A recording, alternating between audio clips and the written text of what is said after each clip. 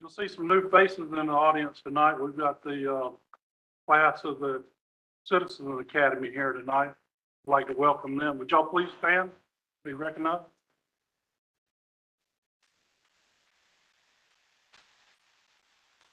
Thank y'all. All right, brings us to agenda amendments. Are there any amendments to the agenda?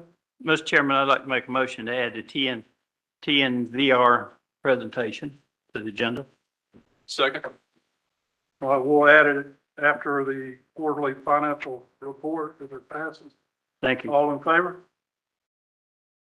Motion carried. Any other changes? Hearing none, can I get a motion to adopt the agenda as presented? So move. Second. First and second, all in favor? We got an agenda. All right, if there's no changes to the minutes from the April 16th regular meeting and public hearing, can I get a motion to accept the minutes? Motion to accept the minutes, Mr. Chairman, as presented. Second. First and second, all in favor? Motion carried. All right, this brings us to our first presentation. Katie, are you giving that? Yes, sir. Tonight, we have a proclamation recognizing the month of May as Mental Health Awareness Month. Whereas nearly 1 in 5 adults and 1 in 5 adolescents in the United States live with a mental illness. Mental illness impacts a person's emotional, social, environmental, financial, and overall well-being, with significant disparities among racially and ethnically diverse communities. Suicide is now the leading cause of death for 15 to 24-year-olds, with teenagers experiencing 17.3% increase in the use of anxiety medication since 2010. 1/3 of the United States population lives in a county designated as a mental health professional shortage area. An estimated 44% of residents detained in jails are suffering from a mental illness, often with co-occurring substance use disorders. Now therefore be it proclaimed that the Camden County Board of Commissioners continues its commitment to partner with our community members to ensure that all mental health services are accessible, valuable, and culturally appropriate for all residents, proclaimed this 7th day of May, 2024. And while we don't have anyone to give this to, this will be in the official record of the minutes of this meeting. Thank you. Thank you, Katie. All right, which brings us to the digest presentation by Chief Appraiser Brian Bishop.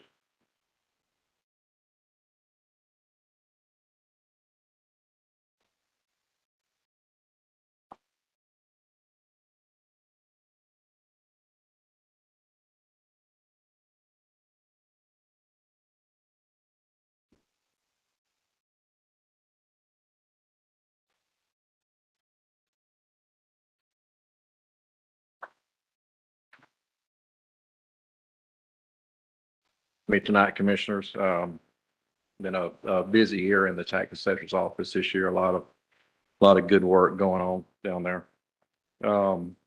This is our annual presentation that we do, just to let you know where the digest sits and what we've been seeing and the work that we've been doing in our office. Just real quick, an overview on what I will be presenting tonight. It's just an overview. These are countywide estimates only. We're actually still working on some of the digest classes right now, so these aren't any final numbers. Those should be done in the next couple of weeks. It doesn't include estimates for motor vehicles or mobile homes. It also does not account for the impact from any exemptions such as homestead or Freeport exemption. But just as a summary, we estimate a projected digest increase of about 11% as compared to the 2023 submitted digest. This is an estimate of the tax revenues, and it does not take into account any after digest adjustments that may be made, such as property appeals or anything like that. So just real quick, our year in review, we completed a homestead exemption audit this year. We looked at all of our homesteads to make sure everybody that has homestead should be receiving the homestead exemption and doesn't have homestead anywhere else. We reviewed over 10,000 homesteads. That's how many we have in the county. So there's 10,000 people that live in their home and actually claim homestead exemption. We're still working on that one also. We'll be sending out the notices, letting people know if their exemption was removed or if we need some additional information on that. But we've got our new aerial photography completed. That was flown back in January. It takes them a little while to process it, but we should have that up on our website within the next week or so, I would say. We're already using that internally to try to, discover new properties and stuff is what we use that for. We have 3 new appraisers that have been certified by the state and have passed their certification given to us by the Department of Revenue. So it's always good to get staff trained and get them knowledgeable on the new laws and appraisal techniques that we're using in the office. Big thing we're doing this year is a rural land revaluation. Rural land would be any kind of agricultural land. Anything that's not within a city limit would be rural land. So think of your large timber tracts and also your smaller tracts that would be outside of the city limits and stuff. So we're looking at all of that land this year. So there will be some increases on those. Those numbers have not been finalized yet, but if you have any rural land and you get your notice and are not happy with the value, by all means, come and see us. We received our 2023 Department of Audits ratio study. That's where the Department of Audits, they compare our values to the sale prices. We had to be within a certain standard within that. We passed everything for 2023. One thing that was low, and the reason we're doing that reval on the rural land, was our agricultural ratio was a little bit on the low side. But that tells us that we need to do a revaluation on that particular class. 2024 is a digest review year. Department of Revenue audits our digest every 3 years. This will be the 3rd year, so we wanted to make sure that ratio was in line so the Department of Revenue doesn't knock us for any of the points on the digest. Just a couple of numbers here. I won't go over every one of these, but just to kind of show you what we've been doing. We inspect all building permits. We inspected over 1,800 building permits this year. Those are permits issued by the county, St. Mary's, Kingsland, Woodbine. 3,700 sales were reviewed. Those are any property transfers that occur within the county. We review every single one of them. Almost 10,000 total reviews done out in the field by our staff. We have a staff of 6. So that's a lot of properties that my folks are visiting. 75 new conservation use applications approved. 1,160 new homestead applications approved. 503 2023 appeals worked last year. We had 250 of those go to the Board of Equalization hearings. We defended those, and of those, 20 of the folks filed on to Superior Court. All of those appeals have been settled at this point, though. So we don't have any 23 pending appeals at this point.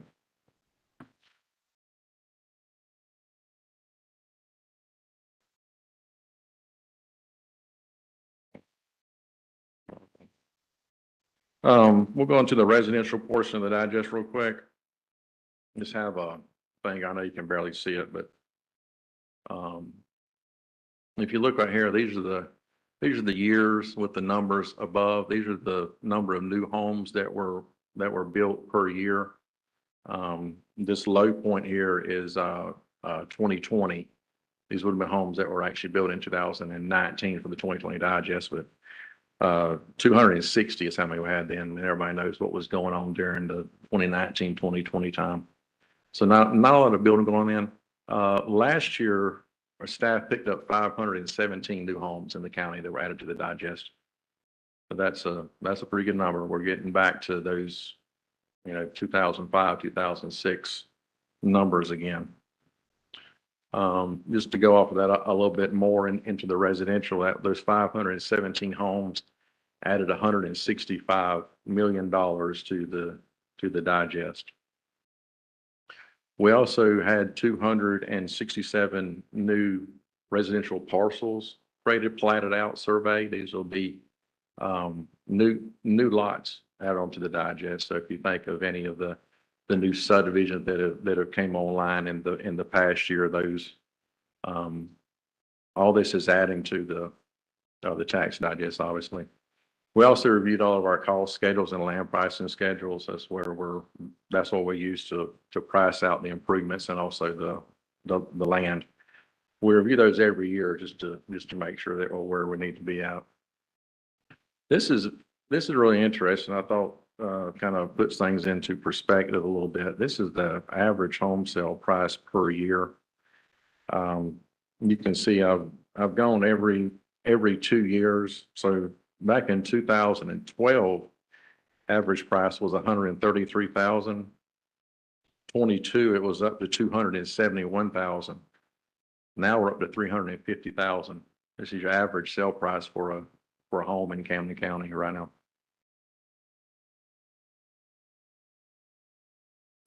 We'll go on to the commercial side. We added 37 new commercial structures for 24 at a value of $7.8 million added to the digest. Apartments and hotels, we're valuing those using the income approach. That's where we actually look at their income and then convert that using a mathematical equation to a dollar amount.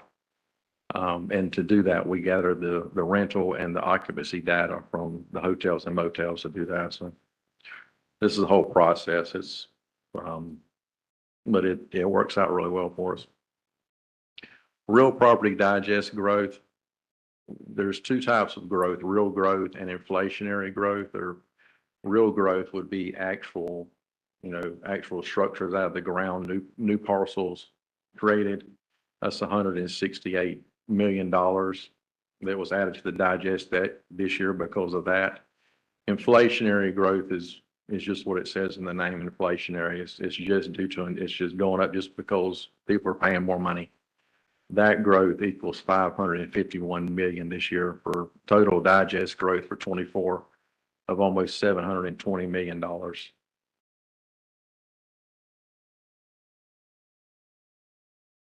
These are the digest values by year. Most times when you're talking about a digest and the state looks at it, they put it into a 40% value, which is your tax. In the state of Georgia, you're taxable 40% of the fair market value. I've used 100% on this just because I use 100% on everything else in the presentation. But you can see we've gone, lowest the digest dip was about 2013. It was about 4.4 billion. Last year we were at 7.5. This year we're going to be going up closer to $8 billion in total property value in the county. This is a breakdown. You hear a lot of talk about percentages of how much of the tax digest is residential, commercial. I've actually broken it down here based on our current numbers. 65% residential, 15% commercial, 14% is exempt. Exempt would be the value of all the schools in the county, all the county-owned properties, any property that's just not taxable by law. So we have quite a bit of exempt property, a lot of government-owned property in Camden County for sure. Agricultural is about 4%, and then our public utilities make up about 2% of the digest. This is from our website, and if you haven't been to our website, it's camdencountymaps.com or QPublic. It's a one-stop shop for anything to do with the assessor's office. You can find all of our forms on there, answers to most of your questions. You can also search property and look at values, and as there's maps on there, sales, anything that you would want to know about real estate in Camden County really is on there as far as the records of the assessor's office go. We did see a little drop in the number of visits in 2023. We're averaging about close to 1,000 visits per day, which you can see there we had over 400,000 visits in 2022 and about 350,000 in 23. So we're getting a lot of traffic on the website for sure. These are the digest projections, kind of a timeline. June 6th, I'll be presenting the sales ratio for 24, where we're comparing our values to the sales prices again to the Board of Assessors to get that approved. They'll also approve the 24 values and the mailing of the assessment notices, which is your annual notice of assessment each year that we send out. We'll get those mailed about June the 14th, and there's a 45-day window to appeal the assessment if you choose to, and that'll fall about July the 29th. And that's about all I have. If anybody has any questions, I'll be glad to take those. When was the last time the rural land was reevaluated? 2009 was the last full-scale revaluation. Anybody else got any questions for Brian? No, I don't. Thank you. Yes, sir. You're very welcome.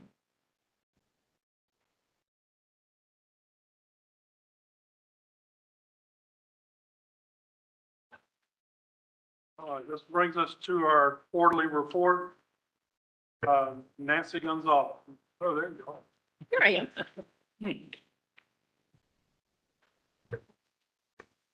Good evening, Commissioners. Again, Nancy Gonzalez, I'm the Chief Financial Officer, and I'm presenting the third quarter financial review. So the first slide here is our revenue, and this is for the general fund. And the total annual budget for the general fund is about just under 44 million. So we are at the three-quarter point for this report, which is 75% of budget, which would be 33 million.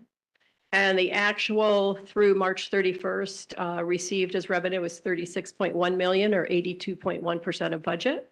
And as a comparison, last year it was 34.4%, or 34.4 million, or 86% of budget. And for the actual this year, property tax has been collected at just over 90%. And I've actually adjusted that number.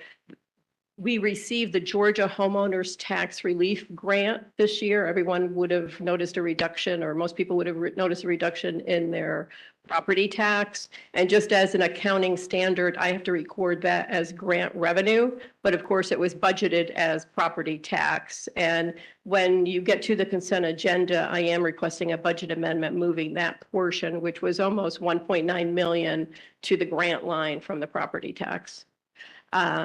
So property tax 90% collected, and last year it was 95.8% collected at this point. Most of that is timing issues. Prior year taxes are collected at 72%, and that's 8.5 months collected. Sales tax is the local option sales tax, and that's at 70% of budget, and it's always in arrears. So as of March 31st, we've collected 8 months of sales tax. So I'm projecting by the end of this fiscal year, we're actually going to be just over what I had budgeted for that at the end of the fiscal year. Service charges are at 82%, and most of that service charge is for the EMS ambulance billings, which are at 78%. And the courts, we've collected 58%. They're in arrears as well, but I do expect that to be under what we had budgeted in revenue, mostly due to a reduction in traffic fines collected.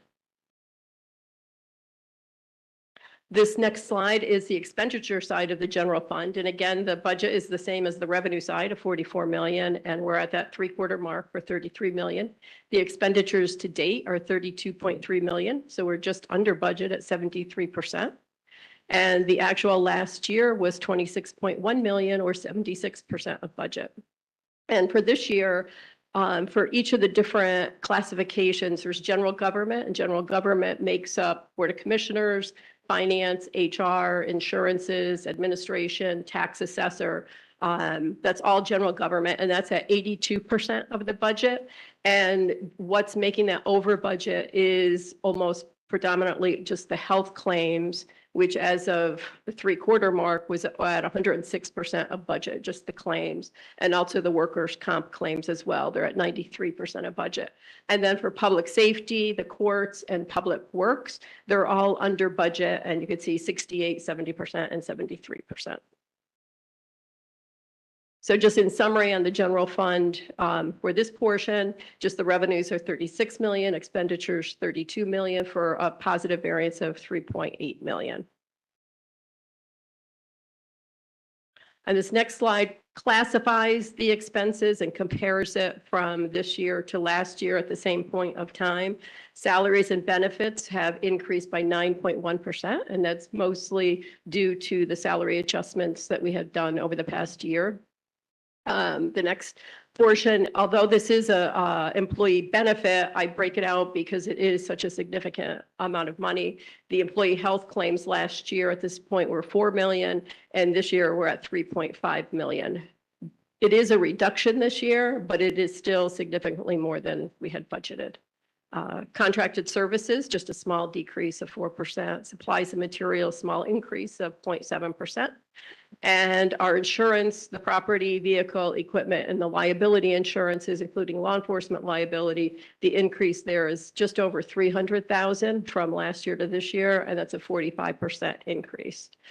Transfers out, what that is the general fund funds 911, it funds capital improvement fund, and it's just comparing the 2 years. And this year we did fund capital improvements more than we have in the past. So that's what that increase is.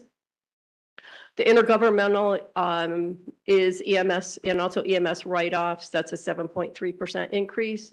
Capital costs, it looks like an enormous increase of 334%, but it's really just going from about 9,000 to 38,000 in expenditures. And typically, capital costs don't always go through the general fund. We move the money over to the capital improvement. So it's a pretty immaterial amount for the general fund. And then the last item is Medicare adjustments, and that's also the ambulance accounts receivable write-offs. And that's decreased 37%, but it's just because there's a delay in the third party processing the write-offs. So I do expect it'll be very similar at the end of the fiscal year. So overall expenditures have increased 6.2% over last year at the same time. And then getting off the general fund and moving on to curbside. Curbside's budget is almost 1.7 million. And the revenues, which is the billings to date, are 1.2 million and almost, well, 74.4% of budget. And expenditures are 1.1 million or 68.9%, which would be a positive net variance of $72,700. And similar to last year of 71,567. The next slide is emergency 911, and the budget for that is 1,858,000. And that is made, the revenue on that side is made up of transfers in from the general fund, which always subsidizes the 911 fund. Also fees collected by the state and dispersed to the county, and that's the $1.50 that you pay on your cell phone and your telephone bills. That money goes from the carrier to the state and then from the state to us, and the county runs the 911 center. And then also we have transfers in again from the general fund to subsidize, and also fund balance use. So although it only looks at 53%, there's a lot of revenue sources there. And the state is a couple months behind in dispersing those funds to the county. So we'll be on track to be on budget by the end of the year once everything is collected. And expenditures to date are almost 1.3 million, which is still under budget. And the difference is a negative variance of 299,000, but again, it's due to delays in collections. The next fund is the unincorporated service district, and the budget for that is just over 5 million. And that also includes revenues from there is your property taxes, TABIT for your vehicle, insurance premium tax. And as of March, the end of March, we've collected 55% of that, or 2.8 million. And the expenditures are 4.1 million. And that's at 81% of budget, but that also includes, the 4.1 includes a lot of capital expenditures for fire and also for public works. And most of that is still sitting in encumbrance and the items are on order. So hopefully, I think we're getting some things in the next couple of weeks. And then the fund balance use budgeted this year is almost 2 million. And again, that's to cover the capital equipment being purchased. The next fund is the Solid Waste Authority, and that budget is 4.7 million for the year. And revenues are at 4.8, and that's over 100% of budget at just the 3/4 point. And that's mostly due to a special project, a customer that was, it was an unexpected project, and that's brought in, I believe, for this fiscal year, about 1.8 million so far. So that's really increased the revenues. And expenditures are almost 3.7 million, which is 78% of budget. And the solid waste is scheduled or budgeted to use some fund balance this year. And the difference is 1.1 million. And also on solid waste, we have to have investments for reserve for closure. And that total is 7.3 million. And we hold that in CDs at individual banks through a broker. The next fund is the Two Rivers Gun Range Fund, and their budget is 388,645. Revenues to date, and this is operating revenues, is about $201,000 or 51% of budget. The expenditures are 332,468. And that does include depreciation, which is a non-operating expense. And that's always going to be showing as in affecting your expenditures. And also, I believe there is an encumbrance for some advertising that'll carry them through the end of the fiscal year. So at this point of March, they're showing a deficit of 131,000. And this is a summary of our SPLOST fund. And so far, we've collected since 2019, 51,239,000. And this is a list of the county-wide projects and also the disbursements to the cities in the PSA. And that totals 30,962,000. And the cities in the PSA had received, as in accordance to the referendum, 27.5 million. This next slide, which I know is hard to see, but you do have a printout, I believe, in front of you. This is the county's portion, what we do with the county's portion of the SPLOST, and it's for road projects, building renovations, and also vehicle technology and equipment. And really, the building renovations and the road projects are where we have remaining balances. The vehicles, technology, and equipment are over what we had originally estimated. But we still do have, at this point, 4 million remaining for the county expenditures. And this is a summary of ARPA, the ARPA fund. And as we now all know, we received in May of 2021, the first tranche of the 10.6 million, and a year later, we received the other half. The expenditures and the encumbrances so far to date are just over 5 million. And I know that's difficult to read, and I'll just read off a couple of the items. Some of the bigger items that the county has spent money on are vehicles for the sheriff's office for just over $1 million. The road dirt stabilization, which was 809,000. I believe it was in May of 2021, the thank you awards for the employees, and that was just over $500,000.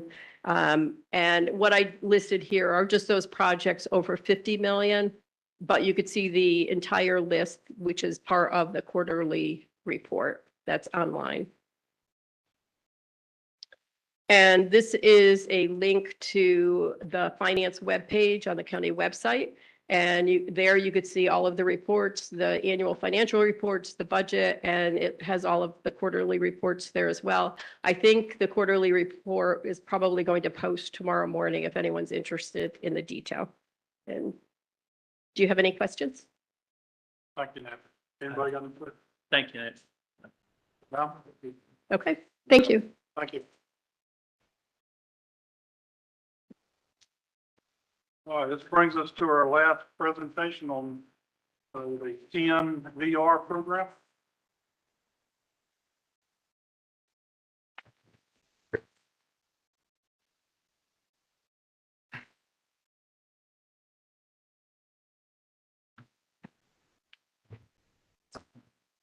All right. Good evening, commissioners. Chairman, if you wouldn't mind, I just want to thank our Citizens Academy class for coming out tonight and taking in your county government on a night that's not usually a part of our program. So I just want to thank y'all for being here and learning more about our county functions and what we do to service our taxpayers. My name is Seth Collins. I'm the Deputy County Administrator for Camden County, and I have Jared Wells with me this evening, who is our Director of Public Protection and Compliance. He oversees animal control and code enforcement. And for tonight, we're going to do an update on our TMVR program in Camden County. All right, to get started, what is TMVR and how does it work? TMVR stands for Trap, Neuter, Vaccinate, and Return. It's a humane, non-lethal alternative to trap and euthanize that effectively manages community cat populations. It's a comprehensive management plan in which homeless, free-roaming, aka community feral cats, are humanely trapped, evaluated, and spayed or neutered by a licensed veterinarian. They're ear-tipped to show that they've been sterilized, vaccinated against rabies and distemper, and then returned to their original habitat to live out the rest of their lives. Okay, so what are some of the benefits of Camden County's TMVR program? Our TMVR program promotes public health by reducing the number of unvaccinated cats. By utilizing our TMVR program, the spay and neutering of the community cats significantly reduces the cats from multiplying, which for some of you who don't know, cats can breed, I believe, every 63 days, they can have another litter of kittens. TMVR is a life-saving measure in order to save hundreds of cats from euthanization. Finally, sterilizing these cats reduces nuisance behaviors like spraying, fighting, howling, and roaming, and other related complaints. Okay, so just to rebrief everyone, we are in a pilot program with Best Friends Organization. Camden County came into this agreement with Best Friends Organization to initiate the Life Saving Program, which is a one-year TMVR pilot program in efforts to control the community cat population in Camden County in a humane manner. The grant period is for 12 months, and Camden County agreed to alter, vaccinate, and return at least 200 community cats before the second installment of the $25,000 was to be issued. The goal of the life-saving program was to close the feline life-saving gap and achieve a 90% or better feline save rate. We are proud to announce that Camden County has a 99% feline save rate since the inception of this program. I would like to go over a couple of the highlights from the contract. I know that some questions have arisen in regards to that. So a portion of Camden County's responsibilities include to perform all operational duties for the implementation of the TMVR program, which we have, to delegate staff and volunteers who will be accountable for the success of the program, to discontinue impounding healthy stray cats and instead direct the public to TMVR. Also, it is to discontinue renting or loaning traps to the public unless they are to be used for targeted TMVR. So we give them to the public if they are an approved county trapper.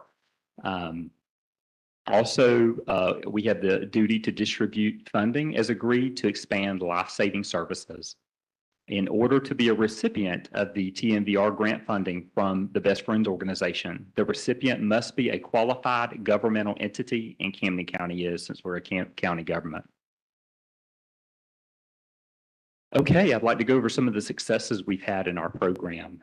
Due to the dedicated staff and volunteers, Camden County's TMVR program launched in October of 2023 and has successfully spayed and neutered 328 cats in our county. Camden County exceeded expectations by surpassing the first goal of 200 cats. We've successfully TMVR'd 164% of what was required for the TMVR grant. And that is all due to our staff and our volunteers who have dedicated their time and their resources to making this successful. So we're eternally grateful. So we'll go over some of the financials. Camden County is receiving in total $50,000 in TMVR grant funding from the Best Friends Organization. Camden County receives these grant funds in two installments of $25,000 apiece. We have requested that the second installment of 25,000 to Best Friends, and they're processing that second installment. And I actually have some good news tonight. They are cutting the check on Friday to send to us for the second installment. So we're really excited for that.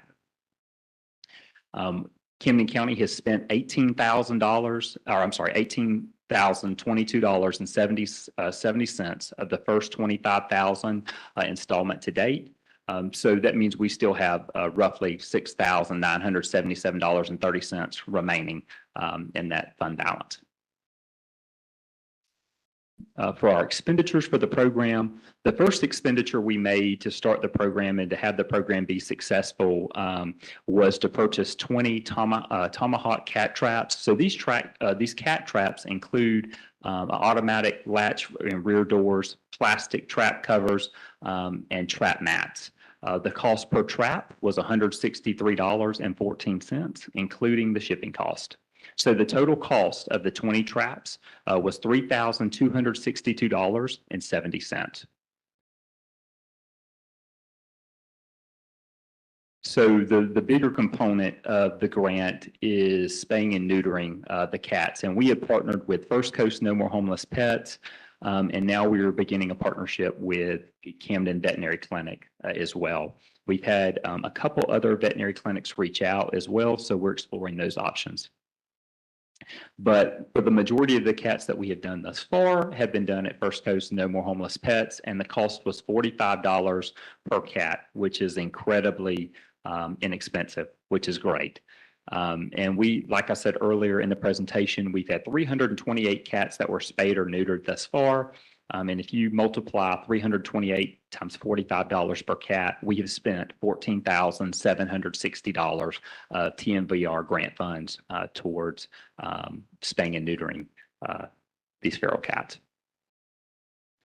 And lastly, the total TMVR grant funding expenditures, including the 20 Tomahawk cat traps and then the 328 cats that were TMVR'd, is $18,022.70.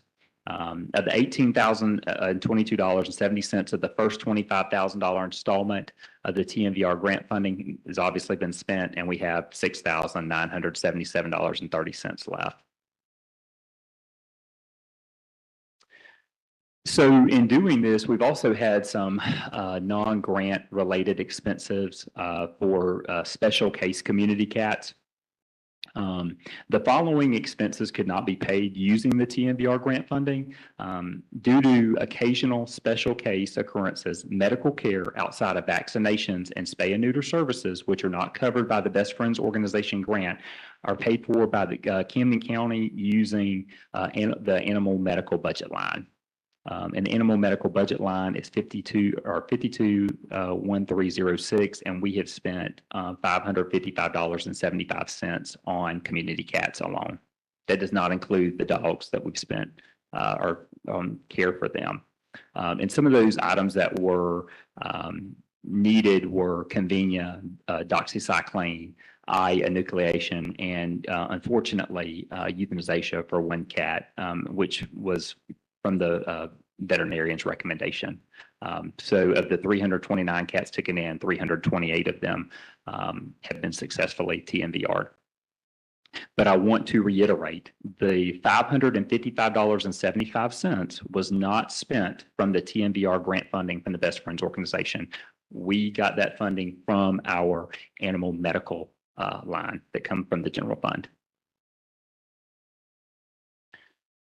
So to explain what our TMVR process is, once Camden County Animal Control receives a phone call, and I have our phone number at 912-576-7395. If anybody in the audience wants to write that down, to be alerted of a community cat that qualifies for TMVR services, then our staff and our volunteers schedule a time to deliver a trap to begin the TMVR process.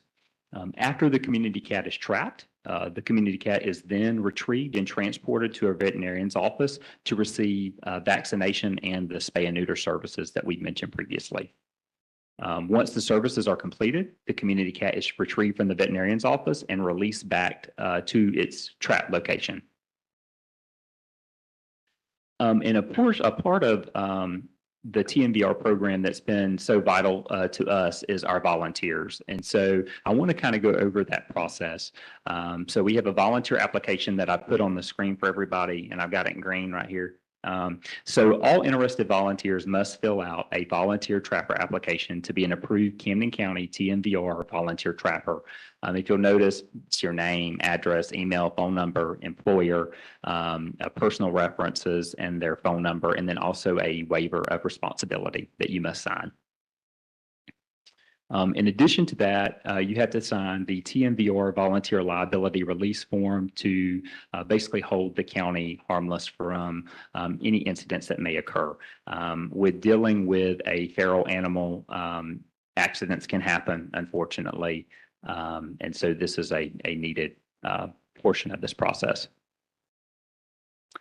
Lastly, I put up a picture of our TNVR voucher. So for our volunteers and staff members who take the cats to the veterinarian's office for their TNVR services, for their spay and neuter services, they have to present this approved community trapper form or voucher, and that allows the veterinarians to take in the cats and to bill us to the TNVR grant fund.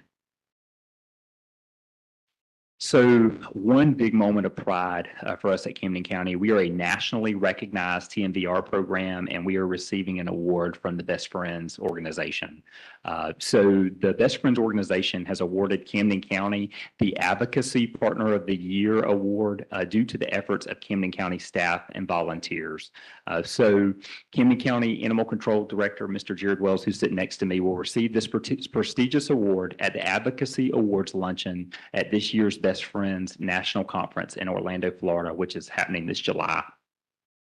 Camden County was nominated for this award over countless programs across the country. So it's a big, it's a prestigious award for us and for our staff and our volunteers to receive this. We are truly humbled and honored to receive it. Lastly, if anybody in the audience would like to volunteer for our TNVR program, we would love to have you. So if you're interested in becoming a volunteer, if you would please visit our website. And for our Citizens Academy folks, y'all gonna know the website pretty well. It's www.camdencountyga.gov. And under the government tab, which I know Ms. Claire Feasel explained to you guys in the last couple of meetings, you can visit the animal control page, and then you'll click the community cats tab, and then you'll click on the TNVR interest form at the following link. A member of our team will contact you after completing this form, and we'll get you trained and set up to come and help the community cats in our county. All right, thank y'all. Do y'all have any questions, commissioners? I don't. Y'all got any questions? Think. Go ahead. No, go ahead. We still have a working relationship with First Coast No More Homeless Pets. We do, but on a limited basis. One of their veterinarians left their organization and has actually offered for us to do spay and neuter services at her clinic down in Atlantic Beach in Jacksonville. They've had a staff restructuring, so we still can use, but on a limited basis, where we were taking up to 40 cats a week to No More Homeless Pets, but now that number is being limited down to 5 to 10 a week. And so we're also looking and started a relationship with Camden Veterinary Clinic in order to increase the number of cats that we are TNVRing. How do we transport down to First Coast No More Homeless Pets? We transport, with either our county vehicles, or our volunteers transport them in their personal vehicles. Are they reimbursed for that? They're not reimbursed for that. And how many community approved volunteer trappers do we have? Currently 2. Okay, thank you. You're welcome. Anybody else? Did you have a question, Commissioner Reddick? Just wanted to commend you for what the good job you're doing and exceeding, and especially on the reward. I mean, the award, not reward, award that you're receiving, the county's receiving for the effort's been put into this. Okay. Thanks. Outstanding. Yeah. Thank y'all so much.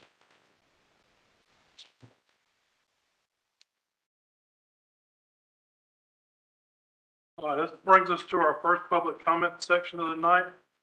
Comments will be limited to 3 minutes and agenda items only. Anybody registered, Casey? Yes, sir, Miss Jamie Grassi.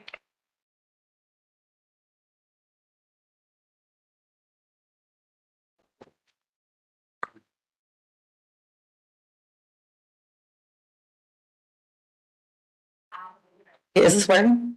Oh, there it is. I run Spaniard, Camden County. I was working with Mr. Collins and Jared, and they have done amazing things for the community, and I loved working with them. I just hated the wear and tear on my personal vehicle. I didn't like it when people would post things on Facebook about the volunteers not having a wait list when we're in fact the people making the list, making the trip to First Coast No Harmless Pets, which is a 50-mile round trip. No, it's a 100-mile round trip, I'm sorry. Plus we go and trap all these cats every night, or for me, it's my nights off. Monday and Wednesday were my trap nights. So every night when I got out of work, I went to trap for a few hours. And then the next morning I had to bring all these cats to First Coast No Harmless Pets. After I'm done doing that, I have to bring the paperwork to Mr. Collins and Jared. And of those 328 cats, I'd love to know how many animal control actually trapped. Because in my opinion, I know I trapped more than 200. I know my partner trapped about the same. I ended my contract, or I'm no longer a volunteer as of January 28th, I believe. But I've been doing it all on my own through private donations from our residents who would love to get onto the wait list, or if they have a pregnant cat, they want to get done now. You know, they don't have 3 months, because in 3 months they're going to have 5 more kittens, and then that's going to be more money that we get to spend. I think I have a meeting with Commissioner Collins on Thursday, and hopefully we can mend fences and I can come back and do what I do, because it's costing me a small fortune to do everything on my own. Just gas alone, I spend hundreds of dollars a week on gas. I work at Walmart. I make $20 an hour. I work 40 hours a week. I don't make a lot of money. I don't have a lot of disposable income to throw, at all of the Camden County cats. I wish I did. I mean, if I could quit my job and get a job doing what Jared does, I'd be thrilled. But that's all I got. Thank you. Mr. Ricky Manning.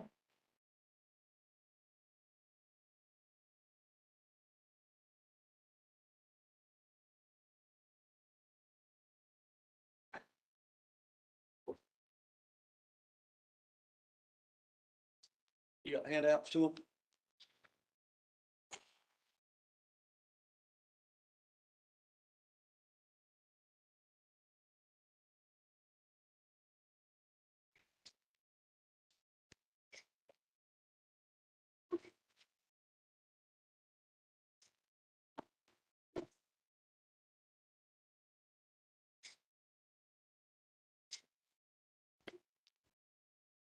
Rick Bannon from Blue Ridge Bluff. I'm here to address item number 9, Two Rivers Gun Range once again. Written statement, Camden government has had over 2 years to make Two Rivers Gun Range legally compliant, yet have refused to take any actions. From day one, the range has been in violation of County Unified Development Codes, Section 8022 and 810. The range was also built on property zoned IG that does not allow a shooting range outdoors, even with a special permit. With these known violations, the range will not be afforded any protections under Georgia Title 41-1-9 or Section C and D of the same title, which will then render in favor of the established residents under Universal Citation Georgia Code 51-9-1. Failure by the county to follow County UDC Section 805 and abate the nuisance noise will need to be addressed also. The administrator's reply to an email request was, quote, "I'm writing you to inform you that unfortunately the county is unable to prosecute itself for the ordinance related to noise concerns surrounding the Two Rivers gun range. If addressed your concerns," end quote. I find it strange that I cannot find where the judicial system falls under the administrator's control to make this decision for them. The range study is filled with false, misleading, and missing information. The question is, does the Georgia DNR aware that the county misled them to obtain a grant and are illegally operating the range with the DNR's name on it? Are we as a county putting our future and pending grants in jeopardy if this abuse is made public? Here's one quote from the range study. Since the property is outside of any incorporated city, there does not appear to be a local notice ordinance in place other than Georgia Statute 41-1-9. False statement. This is just one bad example of numerous arrows that can be shot at this project. Some already exposed, some are still remaining in my quiver. We have been beyond patient with this board and this administration in hopes they would do what is right and ethical and keep this in-house. But it has become very apparent that this will not happen. So let this statement be duly recorded and serve as the first step in a new path to bring accountability to this governing board and administration. Thank you for your time. Anybody else ready to go? Anybody else from the public wish to speak?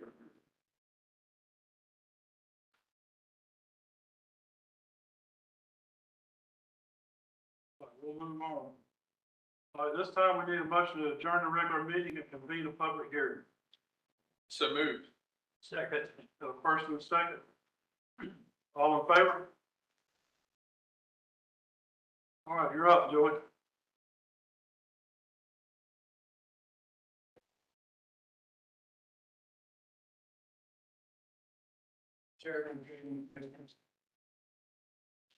Good evening, Commissioners. First item up will be a special use request to allow a second home on a parcel that is less than 3 acres. Now, this parcel does consist of 1.83 acres located in District 5 at 2474 Clarks Bluff Road.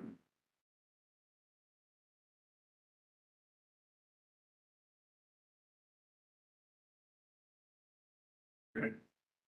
This will be an aerial shot of the parcel. As you can see, the house is located here with a storage building here. And I do believe that they're going to locate the home, the additional home in this area, general area. I would like to note that the health department has reviewed this application and does approve of it as well.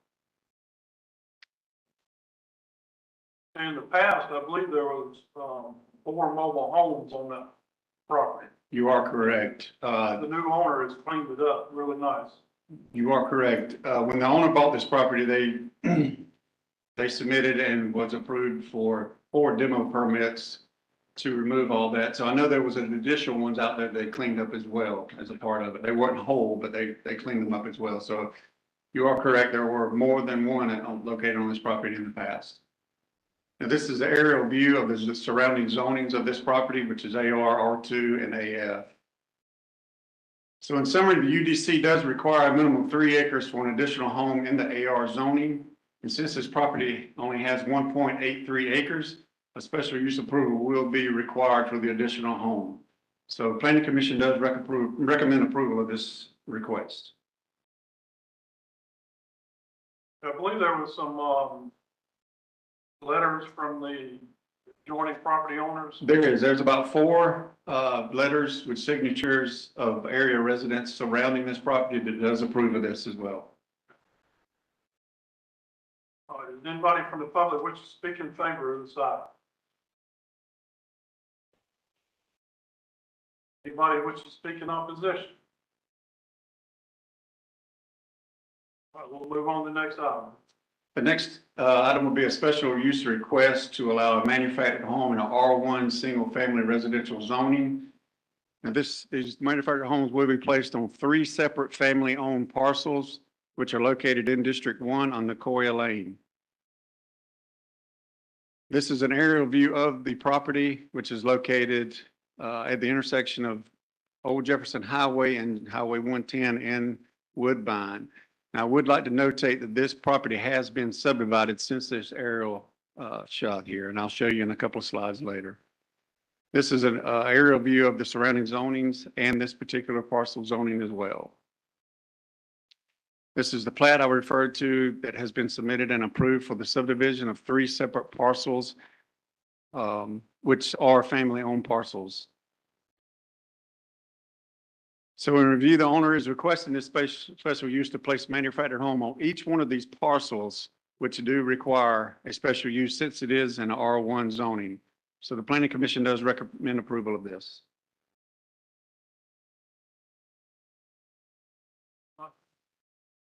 Anybody wish to speak in favor of this item? Come on up.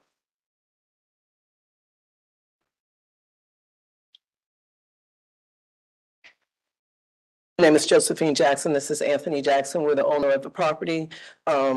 We've been working with Joey for quite some time with getting this property established for our children. It's actually, between parcel 1 and parcel 2, it was 12 acres that we divided. Our home sits on 6 acres, and then we had the parcel 2, 6 acres divided into 3 parcels for our adult children. When we went for the first division, it went from agriculture to R1, and then we had it divided. We had it approved. At this point, the children were getting ready to put homes on it, but we're requesting that it's approved for whatever they decide, if they want a stick build, modular build, or mobile home to be put on the property, that they would be able to use it at their discretion. And that's all we have. Thank you. Anybody wish to speak in opposition of this?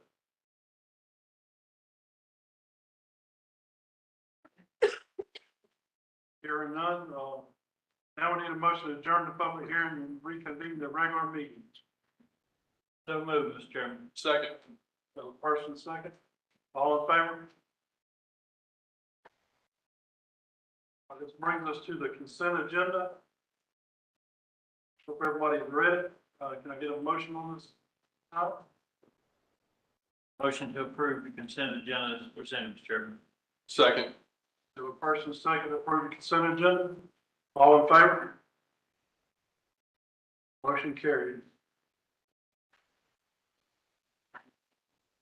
All right, you're back up, Joey.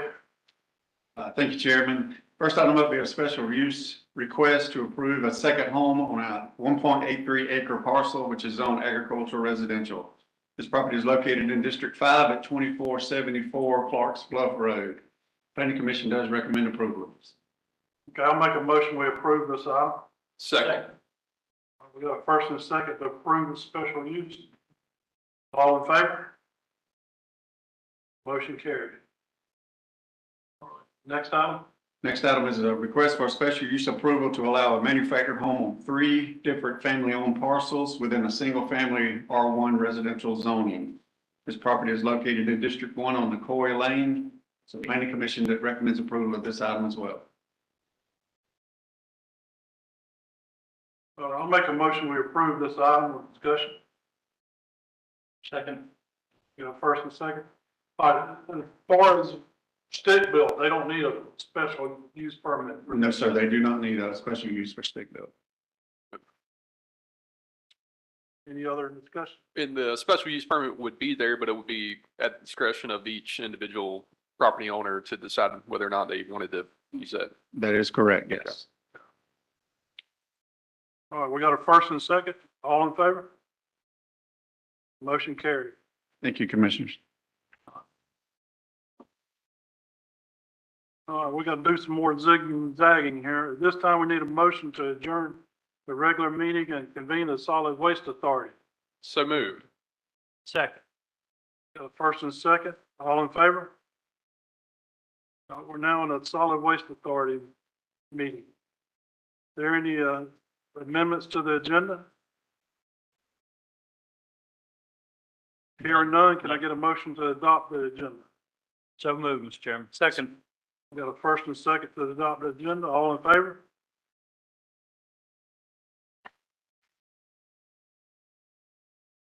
All right. If there's no changes to the minutes from the April 16th Solid Waste Authority meeting, can I get a motion to accept those minutes? Motion to accept the minutes, April 16th meeting, Solid Waste Authority.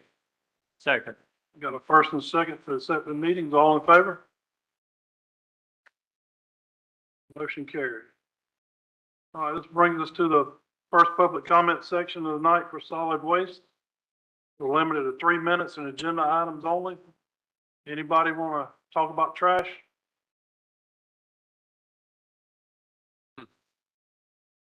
All right, seeing none, we'll move on to the agenda. All right, Mr. Smith? You online? Let's be on.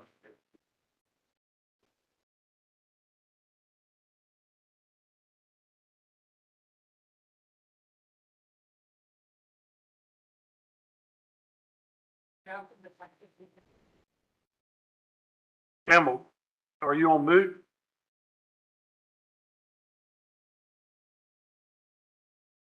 Seth, you gonna do that? Technical difficulty? Sorry about that. I didn't hit the. Commissioners, sorry to restate my name, Seth Collins, Deputy County Administrator. Let me get my notes in order, just one second. So as you remember at the last Board of Commissioners meeting, we brought before you the task order for the Cell 5 construction project. And so this really goes in line with this. This is the task order for MSW Cell 5 construction project administration and engineering and construction quality assurance services with Atlantic Coastal Consulting. And so this is right at 400,000. I don't have the exact amount in front of me right now, and I apologize for that, but that's just for their consulting services. They've done a great job for us in the past, and we look forward to working with them in the future. Do any of you have any questions regarding that? And if you do remember, I'd like to state we came in severely under budget for this project, which we're really thankful for. So I'll step it back even further. We received the $3 million GFA loan for this project. So if you remember, 2.8 million went to the actual construction, and so we'll have to get roughly 200,000, right around that number, from the Solid Waste Authority Fund to fund this project consulting expense.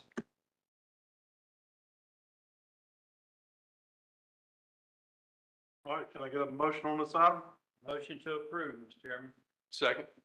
Got a first and second to approve the task order. Any discussion? All in favor? Motion carried. All right, this brings us to the last public comment section of the night on solid waste. Any takers?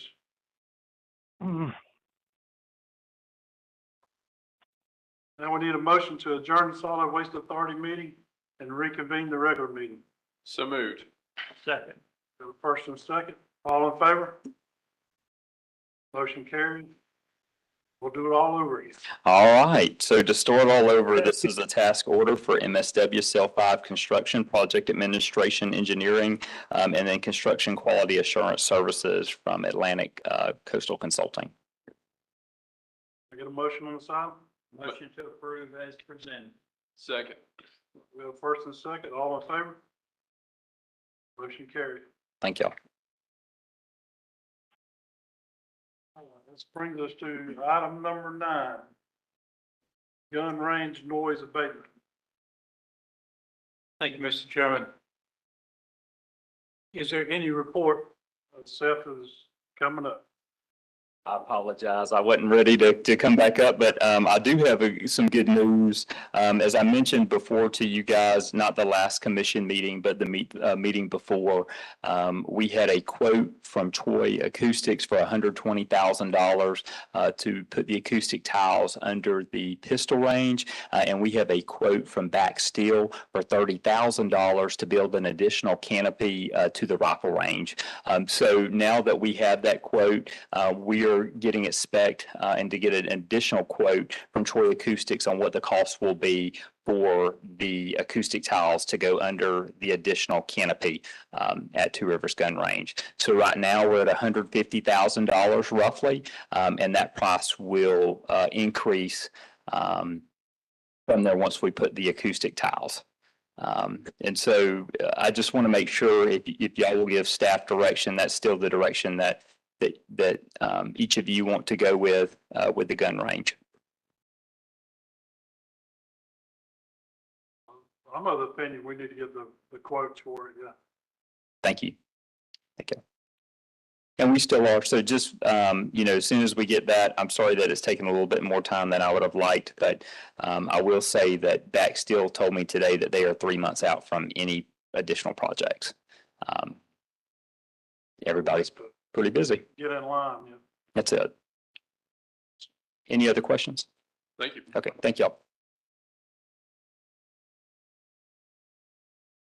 Okay, item number 10. I think we pretty much covered 10 and 11, unless somebody else has got something else they want to talk about.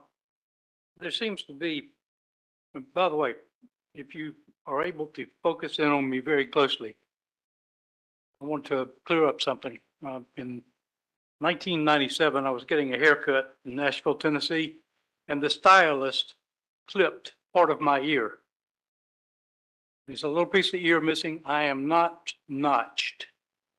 I have been neutered, but I am not a stray cat that's been notched. So I'm going to clear that up. I want to follow up on a question that was asked. I do want to know the answer to Ms. Grassie's question about how many of the animals were actually dealt with by our animal control people, because there seems to be a disconnect between what we are being told and what the public is saying. So let's get that follow up. I'm not asking for it tonight. I'm not going to put anybody on the spot, but I do want to follow up on that.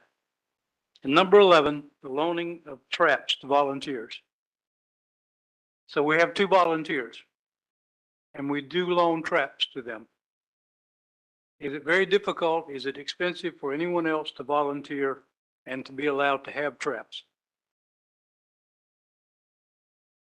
It is not difficult or expensive for them to volunteer or to have traps. So right now, according to the contract, they have to be a volunteer of the counties and go through our process, which I showed in the PowerPoint, which is not problematic at all. The reason that we don't give out traps to the public is that they are easily stolen. And I've actually got a couple people in here tonight that can testify to that they're just expensive and we have no way of recouping our money for the traps. But if you become a volunteer, we have no problem with you using our traps, not at all. And if you saw they're roughly $165 a piece, and we have 20 of them. We had, I'd say about 6 working traps before the start of this program. So it definitely kicked up the number of cats that we were picking up. But no, we have no problem. It's just as a policy perspective, we can't loan them unless they are associated with or affiliated with the county is probably the better word. Okay, thank you. You're welcome. Thank you. Any more questions or comments? You gotta wait a minute. All right, this brings us to reports. There's no changes to the calendar at this time. Seth, John, you got any comments? Yes, Mr. Chairman. So first off, I'd like to thank everybody who is attending our Citizens Academy. Really appreciate you taking an additional night out of your week this week to come to our commissioner meeting. Hopefully we can see some of y'all back in the future. Hopefully you've enjoyed watching your elected officials deliberate and make decisions on your behalf. Really appreciate you being engaged and taking the time out of your family commitments and work to be able to be here with us. So the next item, Commissioners, I would really like to welcome our new Public Works Director, Jared Bedoin, and I hope that I continue to say his name correctly. That's Mr. Jared there in the back. We're so glad that he is finally down here with us. He's still in transition, moving. His family is going to be moving down in the future. But Jared's just his expertise, his enthusiasm that he's going to bring to the job and the experience that he has in his background. He's held multiple high-level positions within Public Works and Facilities Management, as well as handling procurement as well. The other really cool thing I think that I really kind of want to highlight for Jared is that he's really done just about every job that it entails in public works. He started as a laborer and really worked his way all the way up to being the director of public works. And he comes to us as from the county of Habersham County, Georgia, where he was the assistant director of public works there. But really and truthfully, he was running the show there. The public works director in Habersham County was more so overseeing capital projects. So Jared, we're really excited to have you on board. Looking forward to working with you and can't wait to see the great things that you're going to be able to do for us. So with that, commissioners, that's all I have. Welcome on board. This brings us to the final public comment section of the night. We'll limit it to 3 minutes. Any registered speakers, Ken? No, sir, I do not have anyone registered. Did anybody from the public wish to speak for the board?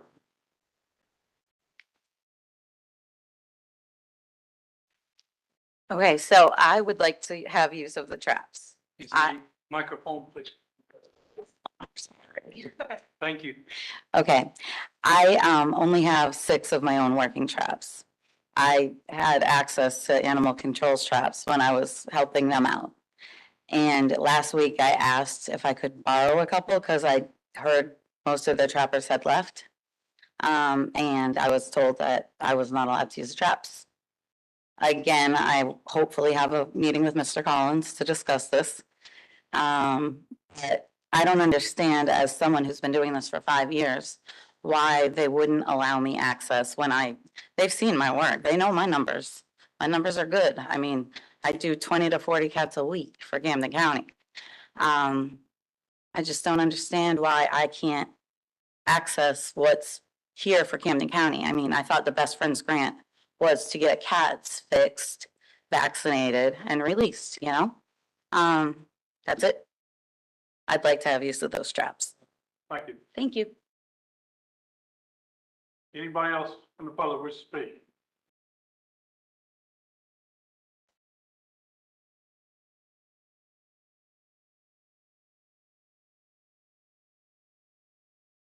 Janet Heath, unincorporated near Woodbine. I want to go back a few years, maybe 20 years. I didn't look up the date. How did we get our new courthouse? As I recall, I think the Justice Department told us that we couldn't hold court in the old courthouse anymore. Perhaps I'm wrong, but I would like a review of those records so we know how we got that new courthouse. And as I recall, a lot of the money came from SPLOST. I don't know if it was totally paid for by SPLOST, but I'd like to know those facts and figures too. So if you could advise me so we can review those records so it's made public again, so we know how we got the courthouse. At the time we got the new courthouse, I remember Steve Berry coming into a Woodbine City Council meeting. He explained how we were going to get the new courthouse. And he said, so citizens, if you have other things that you want from SPLOST, let us know. My friend and I sitting there immediately thought of the Ralph Bunch Center. She had a young niece working visiting each day the mental health facility. And we knew that there were Head Start children in cribs underneath Venetian blinds that were broken, could fall off the wall. So the structure was in very bad shape. It was also an election year. And it was one of those 3 years with county commissioners. So we had a candidates forum with Women's Club. We asked each candidate as we went through the candidates forum if they would meet us at their derelict property that Camden County owned. Rayner came along with all of the other commissioners because if you're running for county commission, you can't say no if you are invited to come to see county property and understand what the public sees. Short story, we soon had $1 million applied to that building. We now have a safe Head Start program. We have safe place for seniors and for the mentally handicapped people at Gateway. So I see the light is turning. You have another derelict property. It's the jail. You each are invited on Thursday at 2:30 p.m. to meet us at the jail. If you're running for county commission, I hope you will be there. If you're sitting as a commissioner, I hope you will revisit the jail with us. I'm tired of going to splost meetings and having elected officials say that they can't put a jail on the top of the splost because the citizens would not vote for splost. We as citizens know that that jail is deplorable, unhealthy, unsafe, not only for the residents, but for the workers that work there. The jail has to be repaired, replaced, and you have to do something with it before someone comes and tells you, as in Charlton County, the federal judge, the federal person walked in and said, your jail is closed. $1 million to pay, and Camden County will pay $3 million to send ours out. Thank you. Anybody else wish to speak for the board? Come on up.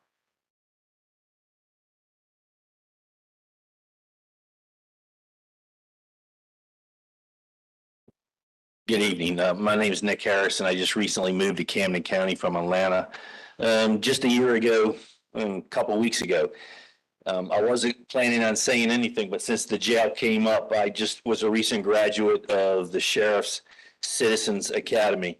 I'm a retired cavalry officer, 22 years in the United States Army, and have been to third world countries. And I've got to tell you, I think the terms that I used to the sheriff's group after my tour was deplorable. Third world countries that I've been to had better working conditions. If we're understaffed within the jail with jailers and sheriffs to do their job, I can see why, because myself, being in combat twice, would not volunteer or want a job over in that jail because it is so bad. I think it's a bad image for our county. It's bad today in the political realm where, you know, everybody's saying defund the police, and I rated them, but geez, let's find some compassion. Let's find some money.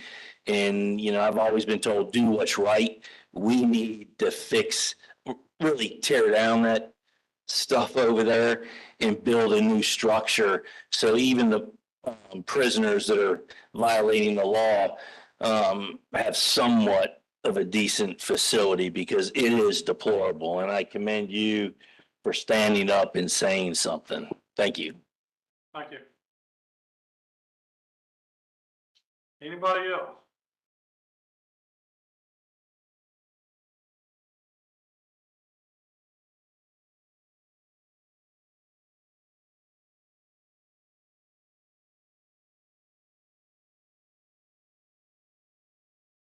Bauer from Harriet's Bluff. And the last, not this time, but the last time that I paid my garbage fee, I paid with pennies. And I understand by the young lady down there in the office that somebody wrote a note that said the next time I did it, I had to stay there and help count them and roll them. Well, I got news for you, brother. It ain't going to happen. And I will bring back loose coins again. I may not be much, and I might be old, but don't mess with me. Because if you do, I'll get a piece of you. You might get a whole bunch of me. Thank you. Thank you for your comment. Anybody else?